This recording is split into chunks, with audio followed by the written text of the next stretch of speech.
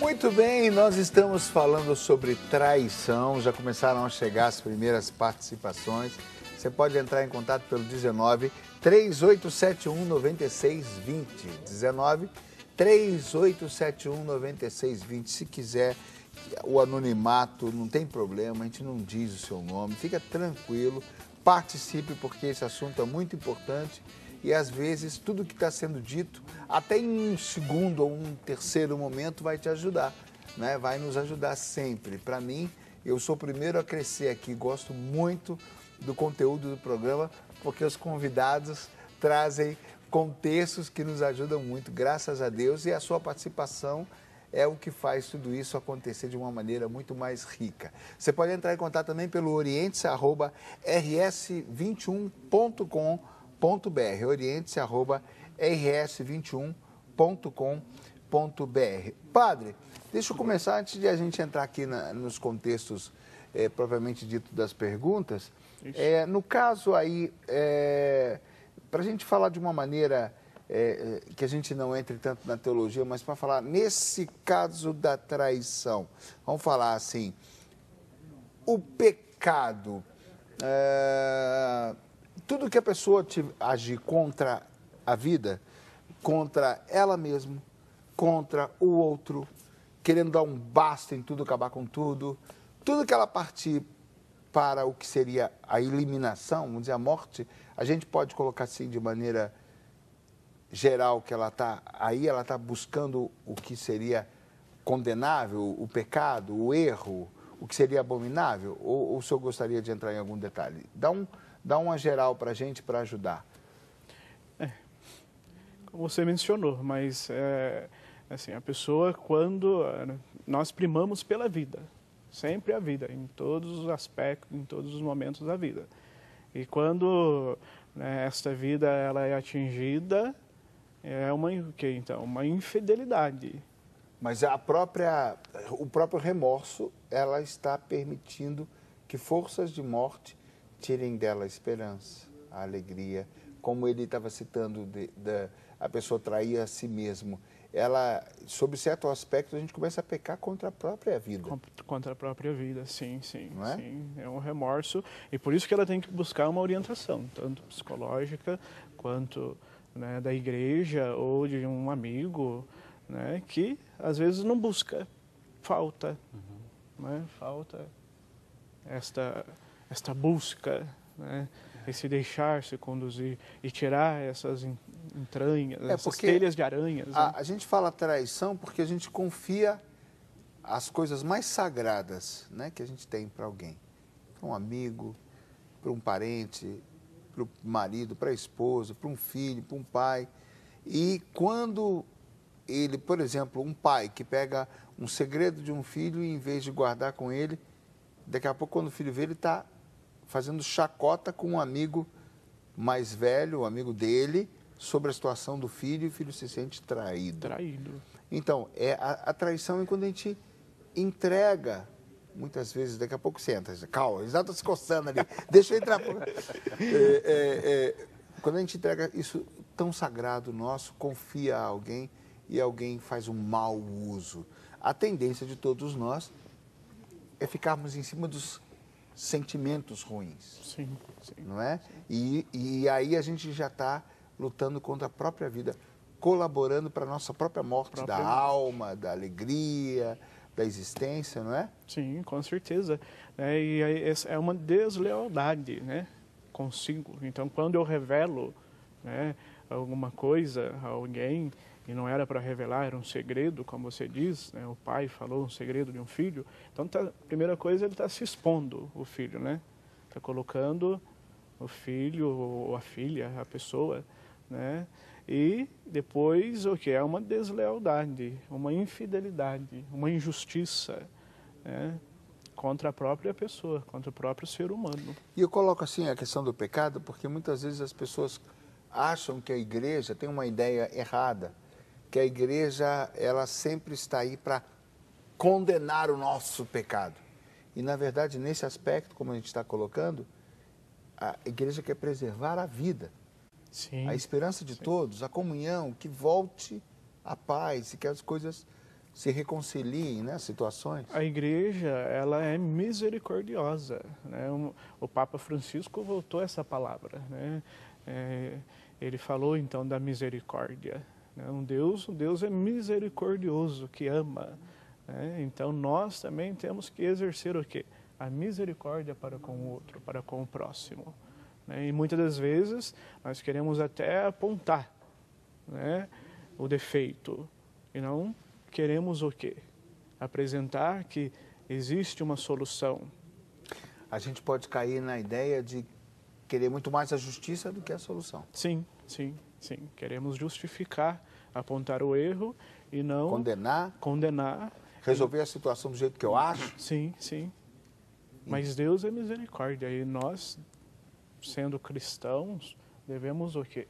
Pautar pela misericórdia, sempre. Daí é onde o Reginaldo entrou colocando que, às vezes, a pessoa ignora o que ela está fazendo, né, Reginaldo?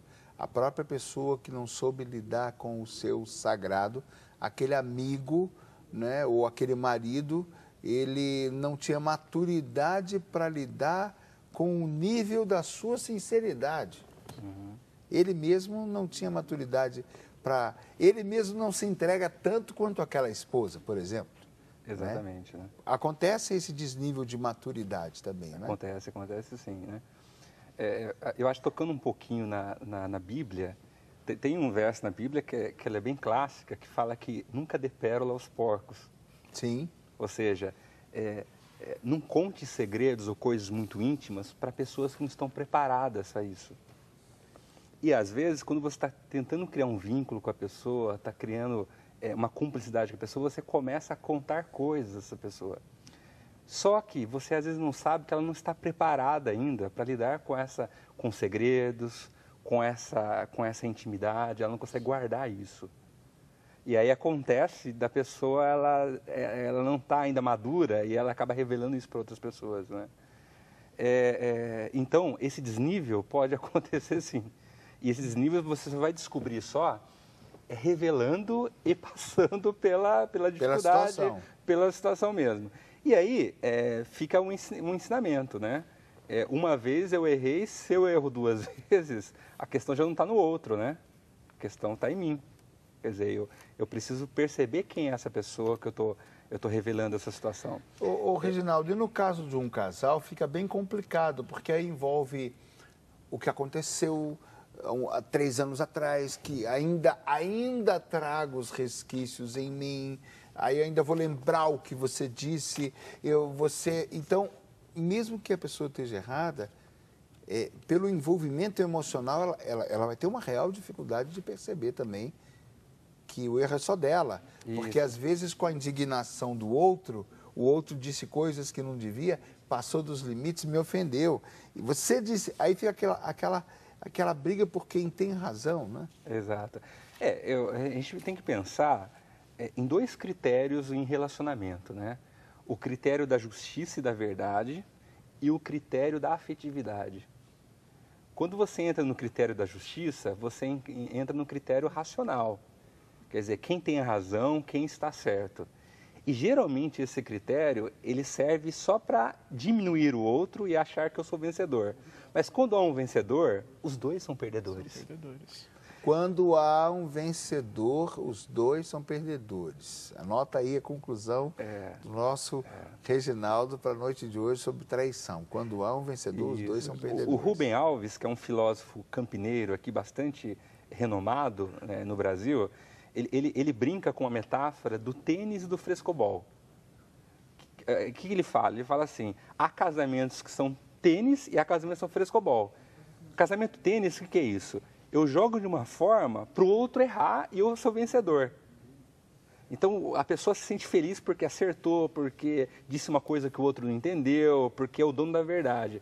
Só que, na verdade, os 2 estão perdendo. E tem casamentos frescobol, ou seja, eu jogo de uma forma para o outro acertar. E o outro joga de uma forma para eu acertar. Os 2 acertando, quanto mais tempo a bola estiver no ar, os 2 estão felizes, né? Então, assim, eu acho que essa é uma referência de relacionamento, é o frescobol. Os 2 têm que ser vencedores, né? E sobre o que você comentou aí, Laércio, acho que vale, para não virar essa guerra, eu acho que também tem um momento certo para você pontuar para a pessoa que ela errou. Então, às vezes, tem pessoas que não têm Nossa, paciência e já quer falar tudo. Difícil. É difícil, é difícil. Mas, às vezes, tem aquele momento certo que a pessoa faz aquilo, ou a pessoa está num estado de humor legal, você fala, pô, acho que agora é o momento para eu me posicionar sobre aquele evento que foi chato há um mês atrás, há 2 meses atrás.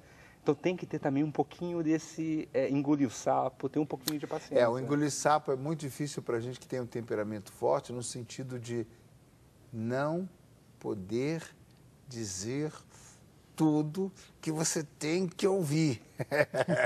Você tem que ouvir, mas eu não posso dizer. Que eu vou complicar a situação. Exato.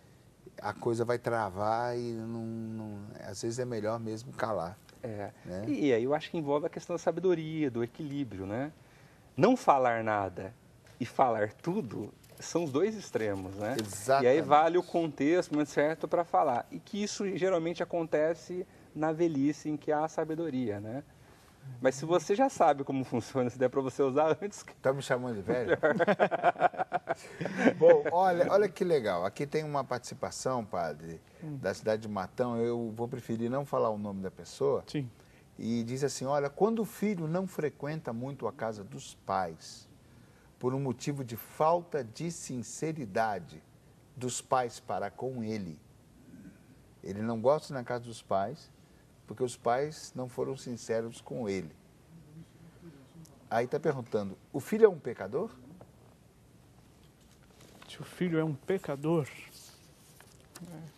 Eu acho que o filho é um ressentido, antes de mais nada, né? Houve aí o quê? Lacunas que têm que ser preenchidas, né? E aí entra muito uma análise, né? Perceber o que aconteceu, a sinceridade. Mas não é justo ele se sentir um condenado. Não. Aí eu acho que entra essa revelação mais justa do que é a visão da igreja, né? A visão da igreja não está aqui para dizer, você está errado, né? Não é bem isso. A questão é a gente desvencilhar aí o nó, desatar esse nó. Como vocês falaram, né? O Reginaldo expôs muito bem, você também falou, Lércio, nesta questão aí de olhar, né? Com calma, quando mesmo as pessoas vêm, né? Pegar um aconselhamento comigo, né?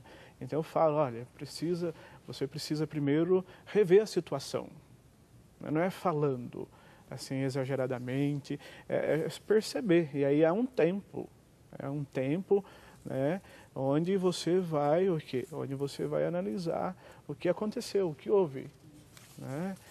Agora como eu vou resolver esse problema, como eu vou colocar, né, tal coisa, situação que me envolveu, então eu preciso o quê? Eu preciso de um tempo, eu preciso ter calma, eu preciso muitas das vezes fazer o dever de sentar.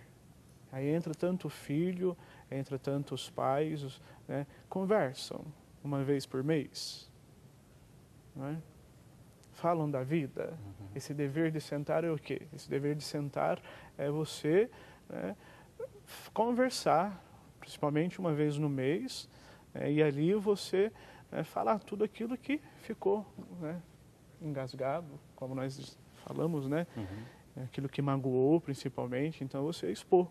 Mas a família precisa disso. Esse filho está com algo engasgado. Está com algo engasgado. Tá engasgado. Então ele precisa o quê? Precisa de um tempo e ele chegar nos pais e conversar. Aí é um dever de sentar. Deixa eu complicar um pouco a situação. A gente pode concluir, então, que a situação em si, não vamos falar de ninguém, ela merece misericórdia. Sim, certo? sem dúvida, misericórdia. Agora, vamos complicar ainda um pouco mais a situação. Pela diferença de idade ou pela situação, talvez, de autoridade dos pais, vamos dizer que não exista condições dos pais terem esse nível de maturidade ou de generosidade de sentar com esse filho e conversar francamente. E a situação quase que perdure ou permaneça assim. Esse filho, aí inverte tudo. Ele precisa ter misericórdia. Ele precisa ter humildade. Humildade. A humildade né, vai levá-lo a conversar com os pais. A humildade vai levá-lo Mesmo que os pais a abrir não o queiram. coração. Mas, então, isso acontece muito no atendimento, né? Eu falo, primeira coisa, você tem que rezar. Você tem que rezar o Espírito Santo, porque é o Espírito Santo que vai conduzir a situação. É Ele que conduz toda a nossa vida, né? Então, se Ele não rezar, se nós não rezarmos ao Espírito Santo, que dá o discernimento, que dá a sabedoria, que dá a fortaleza, que dá a piedade, ciência, entendimento, não vamos conseguir. Não vamos conseguir resolver os problemas da nossa vida. Então, só que precisa, o quê? Ele precisa da humildade, e da humildade ele então abre o coração. É como você disse há alguns instantes, né? Deus vai lapidando a pessoa. A flanelinha, ele vai, né, tirando todo o pó, toda a poeira, todo o pecado, e, né, limpando o coração nosso. Então, esse filho precisa de humildade, de uma boa dose de paciência, misericórdia com os pais, a calma.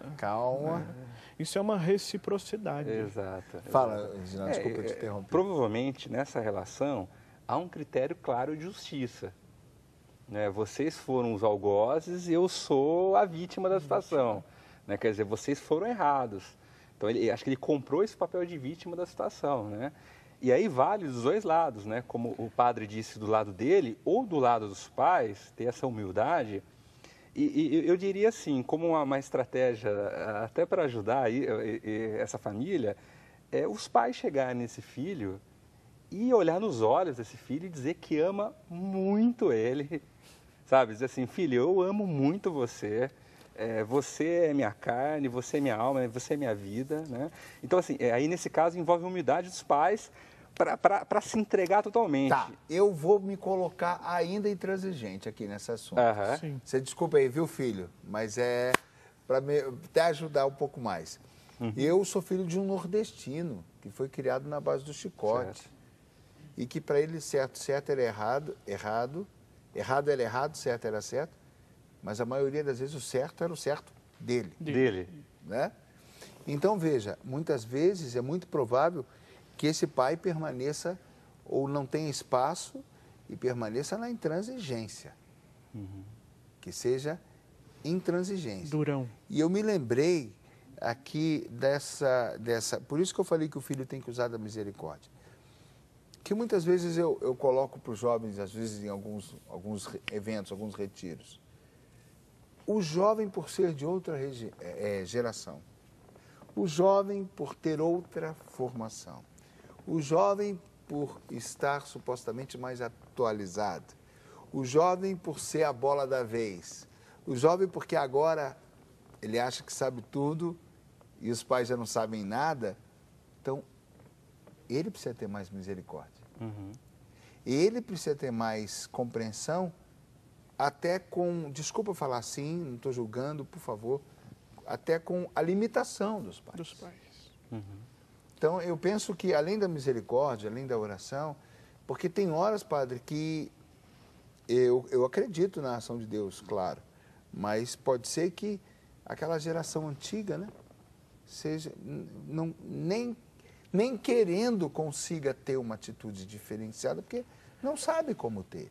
E aí, nesse caso, o filho vai ter que ter misericórdia. E pode, sim, existir uma dureza, né? Uma dureza do coração de ambos, né? Tanto dos pais quanto do filho. E essa dureza impede. E outra coisa, que aí entra a área sua também, né, Reginaldo? A vergonha. Vergonha de ir. Né? Vergonha de abraçar. Vergonha de se expor. Ou vergonha de assumir que errou. De assumir que errou também. É a vergonha mesmo de chegar para os pais, ou então os pais chegar para o filho, né, e de se expor. Falar, olha, eu errei, eu não deveria ter feito pai. Assim. Gostei. Eu acho que entra também um pouco dessa questão da vergonha. Que a gente chamaria de respeito, mas na verdade é vergonha. Vergonha. De ambos. De ambos. Exatamente. Eu acho que é por aí. O que você falou, Lércio, eu concordo com você. Acho que o jovem, talvez ele tenha uma predisposição maior a ser mais misericordioso nesse sentido, até por todas essas informações, né? mas pode partir de ambos os lados, né? Sim. Pode partir de ambos os lados. Mas vamos inocentá-lo? Ele está em pecado, padre? Essa foi a pergunta.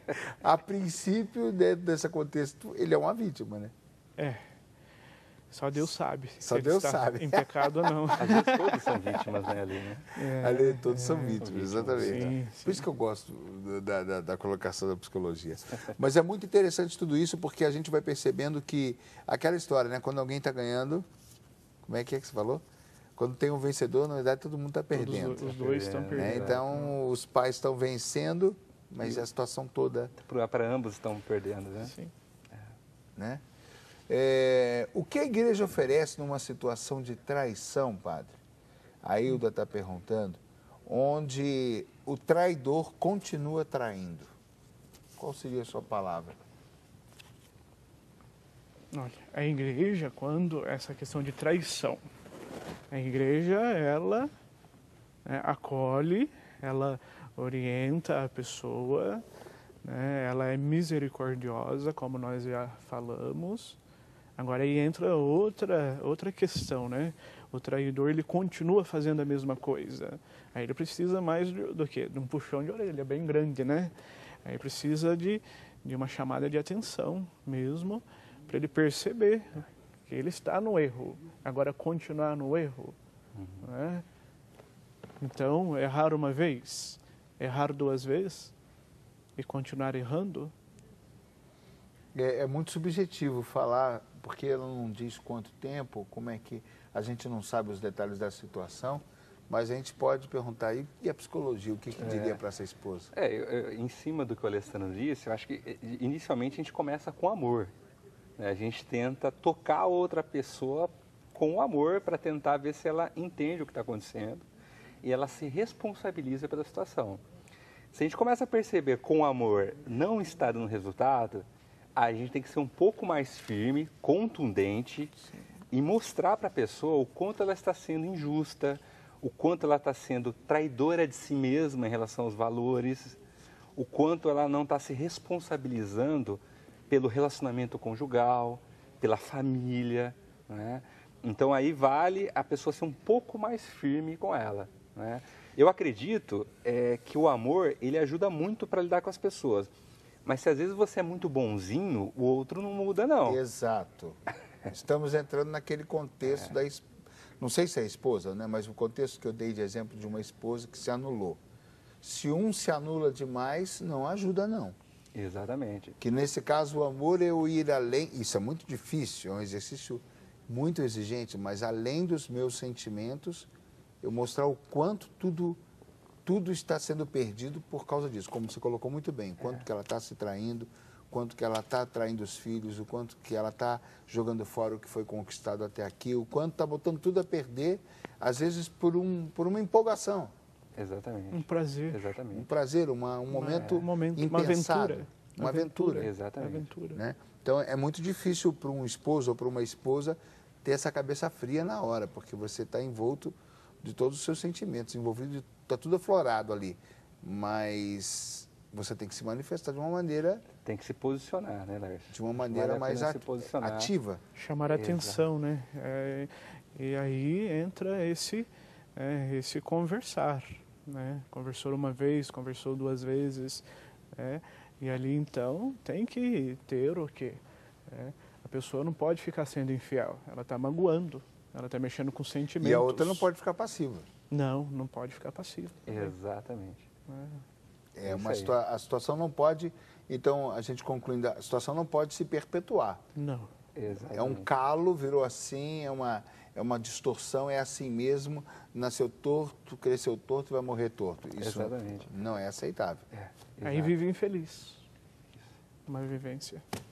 Bom, esse é o Oriente, estamos falando desse assunto tão exigente, você está vendo o quanto que a gente precisa crescer, o quanto que a gente precisa se exercitar, o quanto que a gente precisa sair de si, o quanto nós teremos de desafios pela vida, com um amigo, com um colega, com um pai, com a esposa, com o esposo, com o filho, com a mãe. Olha, graças a Deus que é assim, né? Só assim a gente cresce. A gente precisa ser exigido, né? Bom, nós vamos para o intervalo, a gente volta já.